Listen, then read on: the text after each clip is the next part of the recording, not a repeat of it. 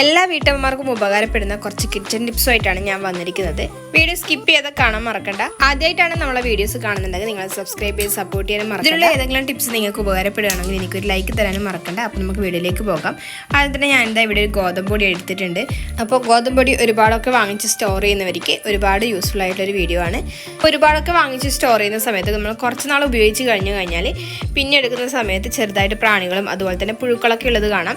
അങ്ങനെ വരാതിരിക്കാനുള്ള ചെറിയൊരു ടിപ്സ്. അതുപോലെ ഒരുപാട് സ്റ്റോർ ചെയ്യുന്ന സമയത്ത് നമ്മൾ പ്രത്യേകം ശ്രദ്ധിക്കേണ്ടത് നല്ല ഡ്രൈ ആയിട്ടുള്ള തവ വെച്ച് വേണം നമ്മൾ ഗോതമ്പ് പൊടി എടുക്കാനായിട്ട്. അല്ലെങ്കിൽ ഈർപ്പുള്ളതാണെങ്കിൽ പെട്ടെന്ന് പുഴുക്കൾ വരാനുള്ള സാധ്യത കൂടുതലാണ് കേട്ടോ. അപ്പോൾ പുഴുക്കളൊന്നും വരാതിരിക്കാനായിട്ട് ഞാനിത് ഇവിടെ എടുത്തിരിക്കുന്നത് അല്പം ഉപ്പാണ്.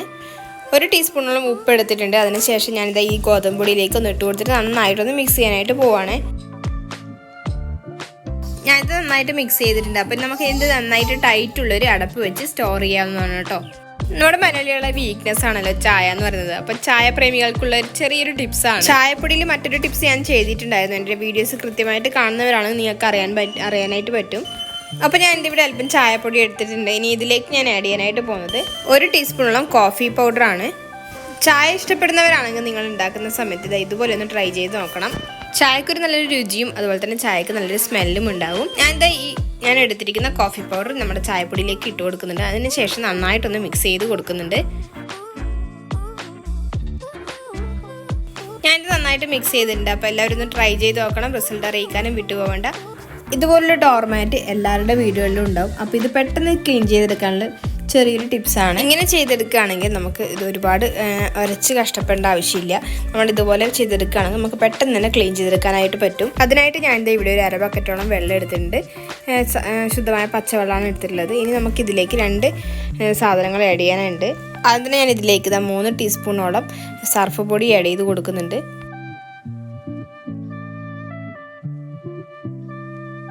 പിന്നീട് ഞാൻ ഇതിലേക്ക് ആഡ് ചെയ്യാനായിട്ട് പോകുന്നത് ബേക്കിംഗ് സോഡയാണ്. ബേക്കിംഗ് സോഡ ഞാൻ അല്പം 1 ടീസ്പൂണോളം ആദ്യം ആഡ് ചെയ്തിട്ട് പിന്നീട് ഞാൻ കുറച്ചുകൂടി ആഡ് ചെയ്ത് കൊടുക്കുന്നുണ്ട്. അതിനുശേഷം ഞാനിത് നന്നായിട്ടൊന്ന് മിക്സ് ചെയ്ത് കൊടുക്കുന്നുണ്ട്. നന്നായിട്ട് മിക്സ് ചെയ്തതിന് ശേഷം ഞാൻ നേരത്തെ എടുത്ത് വെച്ചിട്ടുണ്ടെന്ന ഡോർമാറ്റ് ഇത് ബക്കറ്റിലേക്ക് ഇട്ട് കൊടുക്കുന്നുണ്ട്. നമുക്കിത് നന്നായിട്ട് എല്ലായിടത്തും എത്തുന്ന രീതിയിൽ മാറ്റിൻ്റെ എല്ലാ വശത്തേക്കും ഈ വെള്ളം എത്തുന്ന രീതിയിൽ ഒന്ന് ആക്കി കൊടുത്തതിന് ശേഷം 1 മണിക്കൂറോ അല്ലെങ്കിൽ നന്നായിട്ട് അഴുക്കുള്ളതാണെങ്കിൽ ഒരു 2 മണിക്കൂറൊക്കെ കുതിർത്ത് വെച്ചതിന് ശേഷം നമുക്കിതൊന്ന് നോക്കാം. ജസ്റ്റ് ഒന്ന് അതിലേക്ക് ഇട്ടപ്പോൾ തന്നെ ഇത്രയും അഴുക്ക് വന്നിട്ടുണ്ട്. അപ്പോൾ നമുക്കിത് ഒരു 2 മണിക്കൂർ കുതിർത്ത് വെച്ചതിന് ശേഷം നോക്കാം കേട്ടോ. അപ്പോൾ ഇതൊരു 2 മണിക്കൂറായിട്ടുണ്ട്. ഇത് നന്നായിട്ട് അഴുക്ക് പുറത്തേക്ക് വന്നിട്ടുണ്ട് കേട്ടോ. അപ്പോൾ നിങ്ങൾക്ക് കണ്ടാൽ മനസ്സിലാവും. ഞാനിത് ഈ വെള്ളത്തിൽ നിന്ന് പുറത്തേക്ക് എടുത്തിട്ട് ജസ്റ്റ് ഒന്നൊരു ബ്രഷ് വെച്ചിട്ട് ഒന്ന് ഉരച്ച് കൊടുക്കുന്നുണ്ട്. അപ്പോൾ തന്നെ ഇതിൻ്റെ അഴുക്കൊക്കെ പോകും കേട്ടോ. ജസ്റ്റ് ഒന്ന് ഉരച്ച് കൊടുക്കേണ്ട ആവശ്യമേ ഉള്ളൂ. ചെറിയൊരു അഴുക്കൊക്കെ ആണെങ്കിൽ ഇതിങ്ങനെ ഒരു ബ്രഷ് വെച്ചിട്ട് ഉരച്ചെടുക്കേണ്ട ആവശ്യമൊന്നുമില്ല കേട്ടോ. അപ്പോൾ ഇത് ഒരുപാട് നാളായി കഴുകാതെ ഇവിടെ വെച്ചിരിക്കുകയാണ് കേട്ടോ. അതുകൊണ്ട് ഒരുപാട് അഴുക്കുമുണ്ട്. അപ്പോൾ ഇത് എത്രത്തോളം അഴുക്ക് പോകുന്നുണ്ടെന്ന് നിങ്ങൾക്ക് കണ്ടാൽ മനസ്സിലാവും. നമ്മുടെ ഡോർമാറ്റ് ഇത് നന്നായിട്ട് ക്ലീൻ ആയിട്ടുണ്ട്. എല്ലാവരും ഒന്ന് ട്രൈ ചെയ്ത് നോക്കി റിസൾട്ട് അറിയിക്കാനും വിട്ടുപോകണ്ട. നമുക്കിനി അടുത്ത ടിപ്സിലേക്ക് കിടക്കാം. ഇതുപോലുള്ള വുഡിൻ്റെ തവ എല്ലാ വീടുകളിലും ഉണ്ടാവും. അപ്പോൾ നമുക്കിത് ഒരുപാട് നാൾ ഉപയോഗിച്ച് പിന്നെ അത് ഉപയോഗിക്കാതിരിക്കുന്ന സമയത്ത് ഇതിൻ്റെ മുകളിൽ ചെറിയൊരു പൂപ്പലുള്ളത് പോലെ ഉണ്ടാവും അല്ലേ, ഒരു വൈറ്റ് കളർ അടിക്കുന്നത് പോലെ ഉണ്ടാവും. അപ്പോൾ അതുപോലെ ഇല്ലാണ്ട് നമ്മൾ ഫ്രഷ് ആയിട്ട് ഇരിക്കാനുള്ളൊരു ചെറിയൊരു ടിപ്സാണ്. അതിനായിട്ട് ഞാൻ എൻ്റെ ഒരു ഗ്ലാസ് ബൗൾ എടുത്തിട്ടുണ്ട്. ഇനി ഇതിലേക്ക് ഞാൻ ആഡ് ചെയ്യാനായിട്ട് പോകുന്നത് ഓയിലാണ്. ഓയിൽ എന്ന് പറയുമ്പോൾ സാധാരണ വെളിച്ചെണ്ണയാണ് ഞാൻ ഇതിലേക്ക് ആഡ് ചെയ്യാനായിട്ട് പോകുന്നത്.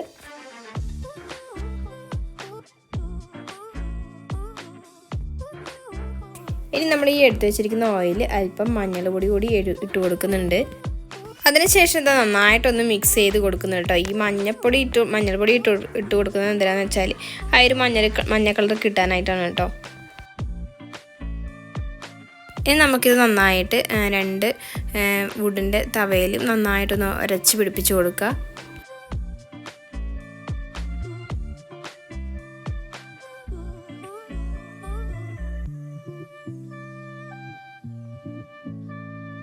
അപ്പോൾ ഞാനിത് 2ലും ഒന്ന് നന്നായിട്ട് അപ്ലൈ ചെയ്ത് കൊടുക്കുന്നുണ്ട്.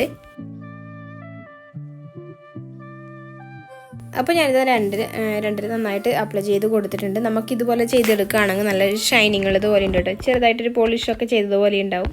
എല്ലാവരുടെ വീട്ടിലും ഇതുപോലെ ഓയിൽ ഒഴിച്ച് വെക്കുന്ന ഒരു സാധനം ഉണ്ടാവും, ഒരു പാത്രം ഉണ്ടാവും, ഒരു ബോട്ടിലുണ്ടാവും. അപ്പോൾ ഇത് പെട്ടെന്ന് ക്ലീൻ ചെയ്തെടുക്കാനൊരു ടിപ്സാണ്. ഈ ഒരു മെഴുമെഴുപ്പ് കൃത്യമായിട്ട് നല്ല രീതിയിൽ തന്നെ പോകാനുള്ളൊരു ടിപ്സാണ്.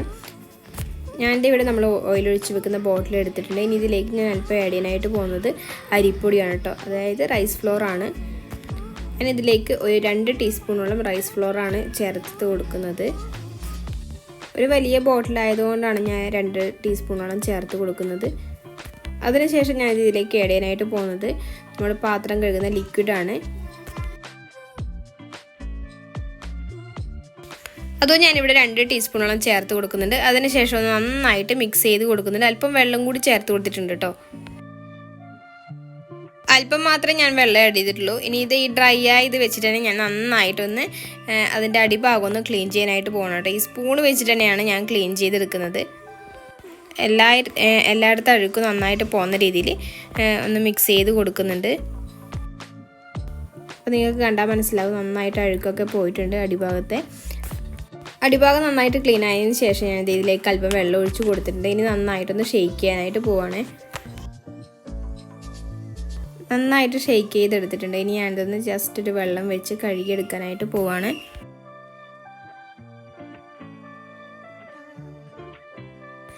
അപ്പോൾ ഇത് ഒട്ടും മെഴുക്കില്ലാതെ നല്ല രീതിക്ക് ക്ലീൻ ആയിട്ട് വന്നിട്ടുണ്ട്. അപ്പോൾ എല്ലാവരും ഒന്ന് ട്രൈ ചെയ്ത് നോക്കണം. അപ്പോൾ നല്ല മെഴുക്കൊക്കെ ഉള്ള ബോട്ടിലൊക്കെ ആണെങ്കിൽ നമുക്ക് ഇതുപോലെ ക്ലീൻ ചെയ്തെടുക്കാനായിട്ട് പറ്റും. അപ്പോൾ ഇത് നല്ല യൂസ്ഫുൾ ആയിട്ടുള്ള ടിപ്സ് ആണെന്ന് കരുതുന്നു. അടുത്ത ടിപ്സ് എന്ന് പറയുന്നത് നമ്മുടെ എല്ലാവരുടെ വീട്ടിലും ഇതുപോലുള്ള ഗ്യാസ് സിലിണ്ടർ ഉണ്ടാവും. ഇതുപോലുള്ള ഗ്യാസ് സിലിണ്ടർ ഒരു സ്ഥലത്ത് തന്നെ കുറച്ച് നാൾ വെച്ച് കഴിഞ്ഞാൽ ഇരുമ്പിൻ്റെ ഒരു കറ പോലെ വരുന്നത് കാണാം. അപ്പോൾ അതുപോലുള്ള പ്രശ്നങ്ങൾ ഇല്ലാതിരിക്കാൻ ഇതുപോലെ ഒരു ഡോർ മാറ്റിൻ്റെ മുകളിലായിട്ട് വെക്കുകയാണെങ്കിൽ സിലിണ്ടർ വെച്ചുള്ള ഇരുമ്പിൻ്റെ കറ വരുന്നത് നമുക്ക് ഇല്ലാതാക്കാനായിട്ട് പറ്റും. അപ്പോൾ ഈ ഒരു ടിപ്സ് നിങ്ങൾക്ക് നല്ല യൂസ്ഫുൾ ആണെന്ന് കരുതുന്നു. സ്വിച്ച് ബോർഡ് ക്ലീൻ ചെയ്യുന്ന ഒരു വീഡിയോ ഞാൻ മുന്നേ ഇട്ടിട്ടുണ്ടായിരുന്നു. അതുപോലെ നമുക്ക് പെട്ടെന്ന് ഒരു സിമ്പിളായിട്ട് ചെയ്തെടുക്കാൻ പറ്റിയ വേറൊരു ടിപ്സാണ്. ചെറുതായിട്ടുള്ള ഒരു അഴുക്കൊക്കെ ആണെങ്കിൽ നമുക്ക് ഇത് വെച്ച് ക്ലീൻ ചെയ്യാനായിട്ട് പറ്റും. സ്വിച്ച് ബോർഡ് ക്ലീൻ ചെയ്യാനായിട്ട് ഞാനിത് ഇന്ന് ഇവിടെ എടുത്തിരിക്കുന്നത് റബ്ബറാണ്. അപ്പോൾ ഈ റബ്ബർ വെച്ചിട്ടാണ് ഞാൻ ഈ സ്വിച്ച് ബോർഡ് ക്ലീൻ ചെയ്യാനായിട്ട് പോകുന്നത് കേട്ടോ. ചെറിയൊരു അഴുക്കൊക്കെ ആണെങ്കിൽ നമുക്കിത് ഈ റബ്ബർ വെച്ചിട്ട് നമുക്ക് നന്നായിട്ട് ക്ലീൻ ചെയ്തെടുക്കാനായിട്ട് പറ്റും. അപ്പോൾ മെഴുക്കൊക്കെ ഉള്ളതാണെങ്കിൽ നമ്മൾ ഡെയിലി യൂസ് ചെയ്യുന്ന സമയത്ത് മെഴുക്കൊക്കെ കയ്യിലെ മെഴുക്കൊക്കെ പറ്റി അവിടെ എവിടെയായിട്ട് കിടക്കുന്നുണ്ടാവും. അതൊക്കെ നമുക്ക് ക്ലീൻ ചെയ്ത് എടുക്കാനായിട്ട് ഈ ഒരു റബ്ബർ വെച്ച് ചെയ്തെടുക്കാനായിട്ട് പറ്റും. അപ്പോൾ ഞാൻ ഈ റബ്ബർ വെച്ച് ഒന്ന് ക്ലീൻ ചെയ്തിട്ട് കാണിച്ചു തരാം. അതിനുശേഷം ഞാനിത് ഒരു ക്ലോത്ത് വെച്ച് നന്നായിട്ട് ഈ റബ്ബറിൻ്റെ പൊടികളൊക്കെ മാറ്റി കൊടുക്കുന്നുണ്ട്. അപ്പോൾ നമുക്കിത് കാണാനായിട്ട് പറ്റും എത്രത്തോളം ക്ലീൻ ആയിട്ടുണ്ടെന്ന്. അപ്പോൾ ഇതൊന്ന് ട്രൈ ചെയ്ത് നോക്കാൻ മറക്കണ്ട കേട്ടോ. അടുത്ത ടിപ്സ് എന്ന് പറയുന്നത് നമ്മുടെ മസാലപ്പൊടിയൊക്കെ അരച്ച് കഴിഞ്ഞാൽ ആ മിക്സിയുടെ ജാറിൽ അതേ സ്മെല്ല് കുറച്ച് നേരം ഇരിക്കും അല്ലേ. അപ്പോൾ നമുക്ക് എന്തെങ്കിലും ഫുഡ് ഉണ്ടാക്കുന്ന സമയത്താണെങ്കിൽ ആ സ്മെല്ല് പോകുന്നവരിടക്ക് മിക്സിയിൽ ജാറിലിട്ടിട്ട് ഒന്നും അരക്കാനും പറ്റില്ല. അപ്പോൾ അതിനായിട്ടൊരു ചെറിയൊരു ടിപ്സാണ്. അതിനായിട്ട് ഞാൻ ഇവിടെ ഒരു ചിരട്ടയുടെ കഷ്ണം എടുത്തിട്ടുണ്ട്. അപ്പോൾ ഇതൊന്ന് ചെറുതായിട്ട് ഒരറ്റം കത്തിച്ച് കൊടുക്കുന്നുണ്ട് കേട്ടോ.